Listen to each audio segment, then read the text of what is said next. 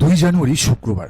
ক্যালেন্ডারের পাতায় দিনটি সাধারণ ছুটির দিন হলেও বাংলাদেশের রাজনীতির জন্য এটি ছিল এক ব্ল্যাক ফ্রাইডে বা কালো শুক্রবার, বিশেষ করে জামায়াতে ইসলামীর জন্য। সারা দেশ থেকে যে খবরগুলো আসছে তা কোনো স্বাভাবিক নির্বাচনী প্রক্রিয়ার অংশ মনে হচ্ছে না। মনে হচ্ছে জামায়াতে ইসলামীর বিরুদ্ধে প্রশাসন এক ঠান্ডা মাথার সার্জিক্যাল স্ট্রাইক শুরু করেছে।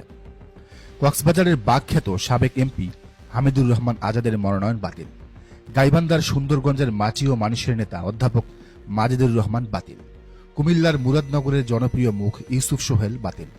কুড়িগ্রামের মাহবুবুর রহমান সালেহি বাতিল। কারণ কি? কারো মামলায় জটিলতা, কেউ শিক্ষক, কারো হলফনামায় দাড়ি কমার ভুল, আবার কেউ নাকি দ্বৈত নাগরিক। অথচ একই সময়ে একই দেশে একই আইনের অধীনে বিএনপির ঋণখেলাপি প্রার্থীরাও দিব্যি বৈধতা পেয়ে যাচ্ছেন। প্রশাসনের এই ডাবল স্ট্যান্ডার্ড বা দ্বিমুখী আচরণ দেখে আজ একটি ভয়ঙ্কর প্রশ্ন জাগছে। নির্বাচন কি আদৌ হবে, নাকি 2006 সালের মতো কোনো গভীর ষড়যন্ত্রের দিকে যাচ্ছে দেশ? আজ আমরা জামায়াত নেতৃত্বের নীরবতা, জোটের জগাখিচুড়ি এবং ইন্টারিম সরকারের গেম প্ল্যান উন্মোচন করব। আসুন একটা কেস স্টাডি করি। গাইবান্ধা 1 সুন্দরগঞ্জ আসন, এটি জামায়াতের দুর্ভেদ্য ঘাঁটি। এখানে জামাত বহুবার জিতেছে। এখানকার প্রার্থী অধ্যাপক মাজেদুর রহমান। রিটার্নিং কর্মকর্তা তার মনোনয়ন বাতিল করেছেন কারণ তিনি এমপিওভুক্ত কলেজে শিক্ষকতা করেন।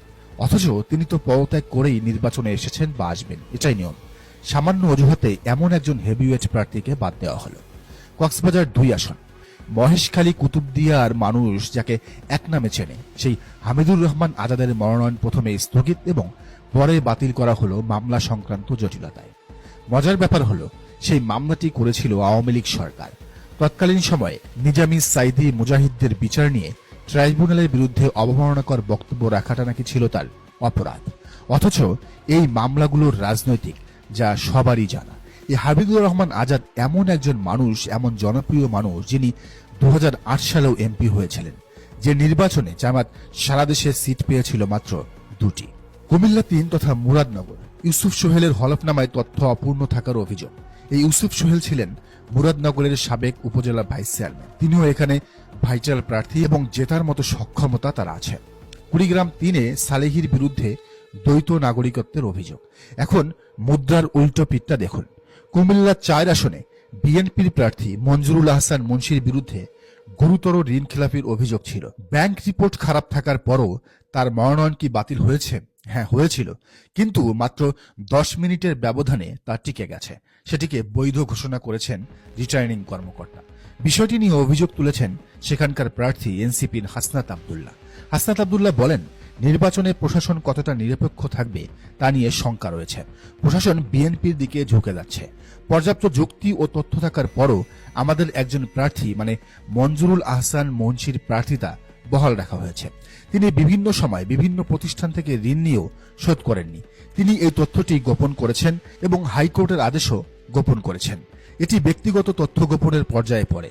নির্বাচনী বিধিমালায় স্পষ্ট উল্লেখ আছে, যদি কোনো প্রার্থী চাহিদা মোতাবেক তাদের ব্যক্তিগত তথ্য গোপন করে তাহলে তার প্রার্থিতা বাতিলের বিধান রয়েছে, কিন্তু তারপরও করা হয়নি। শুধু তাই নয়, বিএনপির অনেক প্রার্থীর বড় বড় আইনি সমস্যা থাকার পরও রিটার্নিং কর্মকর্তারা উদারতা দেখিয়েছেন, আর জামায়াতের বেলায় তারা জিরো টলারেন্স।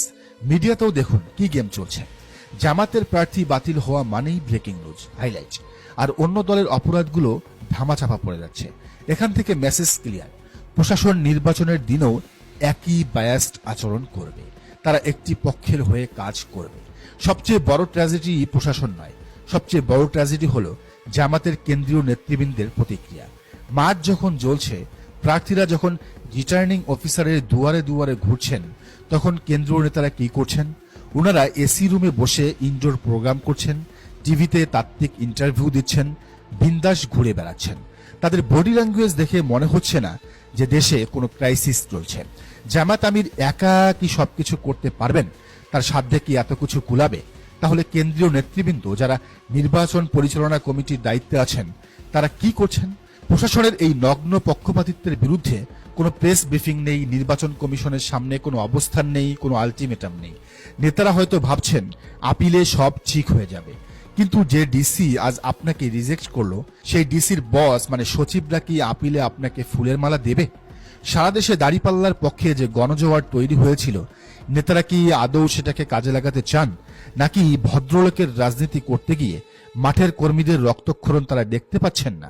এই গা ছাড়া ভাব দেখে মনে হচ্ছে হয় তারা অতি আত্মবিশ্বাসী, নয়তো তারা জানেনই না যে তাদের পায়ের তলা থেকে ধীরে ধীরে ধীরে ধীরে মাটি সরে যাচ্ছে।